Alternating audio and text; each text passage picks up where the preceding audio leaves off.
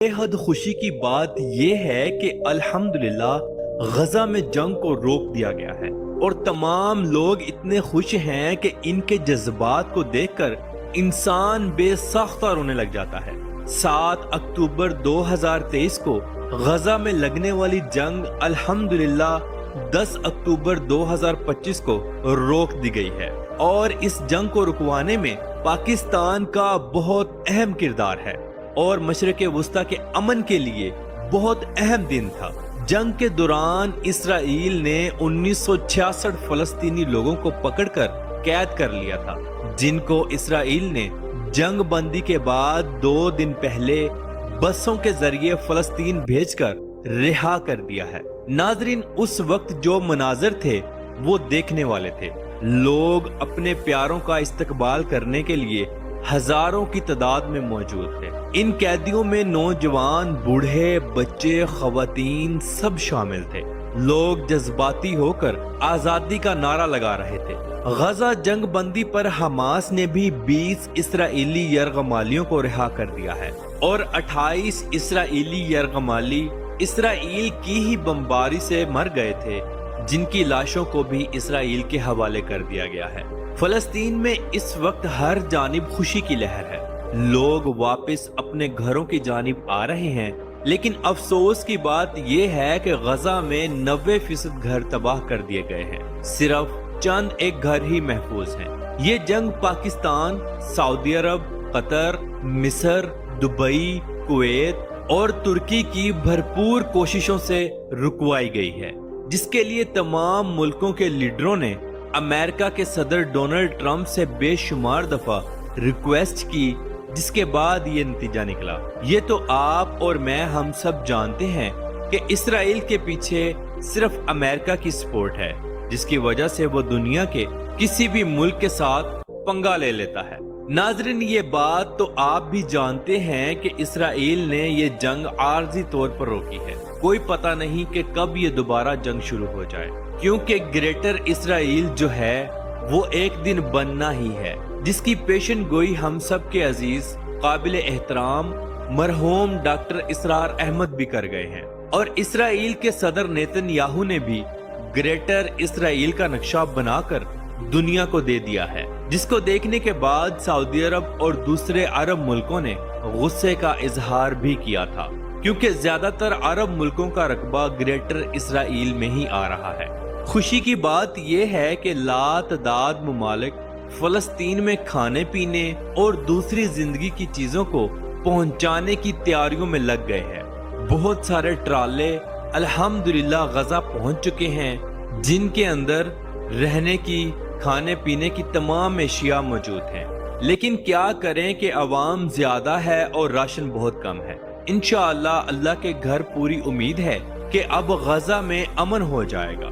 بلدیہ کے بڑے بڑے شیول اور کرینوں کی مدد سے غزہ کی سڑکیں بھی صاف کی جا رہی ہیں، ملبے کے ڈھیر کو اٹھایا جا رہا ہے، مگر یہ ایک باقاعدہ کمیٹی بنائی گئی ہے جو یہ تمام کام کر رہی ہے۔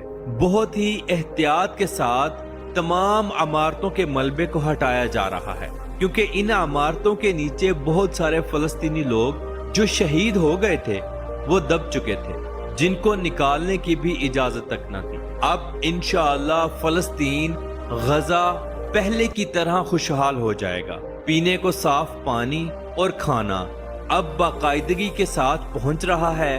لوگ اب کافی خوش ہیں۔ ناظرین، فلسطین کے لوگ بہت خوشحالی والی زندگی گزارتے تھے۔ غزہ کے مسلمان بھی ہر لحاظ سے محفوظ تھے، مگر جیسے جیسے وقت گزرتا گیا اسرائیل اپنے رنگ دکھاتا گیا۔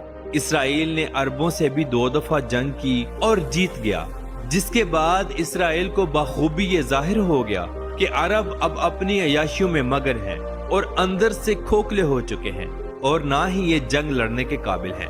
اسرائیل کو ہمیشہ سے پاکستان اور ایران سے خطرہ رہا ہے، کیونکہ اسرائیل جانتا ہے کہ یہ دونوں وہ ملک ہیں جو کسی سے نہیں ڈرتے، اور پاکستان الحمدللہ ایک اکلوتا مسلم ملک ہے جس کے پاس ایٹمی طاقت ہے۔ ناظرین، گلوبل سمود فلوٹیلا کی جو 50 کشتیوں کو اسرائیل نے اپنی حراست میں لیا تھا، عالمی برادری کا یہ کہنا ہے کہ اسرائیل ان تمام کشتیوں کو اور سامان کو باحفاظت فلسطین کے لوگوں تک پہنچا دے اور کشتیوں کو واپس بھیجے، مگر ابھی تک اسرائیل نے اس بات پر عمل نہیں کیا۔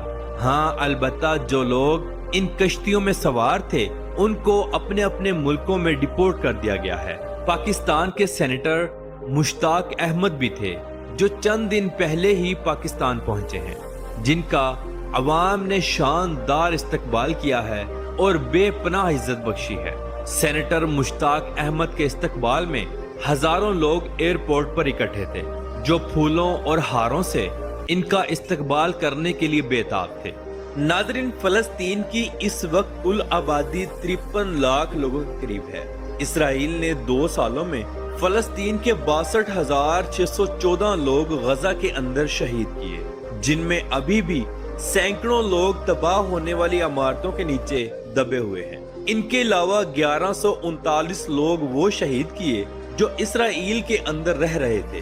یہ دنیا کی بدترین نسل کشی تھی، جن میں بچے، بوڑھے، عورتیں سب شامل تھے۔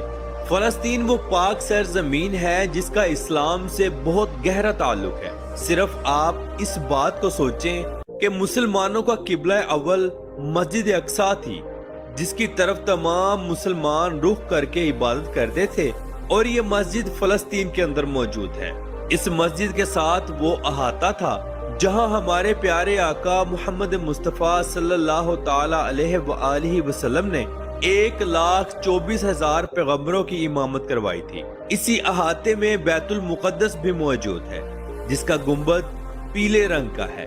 اس کے اندر وہ پتھر موجود ہے جس پر آپ صلی اللہ علیہ وآلہ وسلم اپنا قدم مبارک رکھ کر معراج شریف پر تشریف لے گئے تھے اور اللہ رب العزت کی ذات سے ملاقات کی تھی۔ جنگ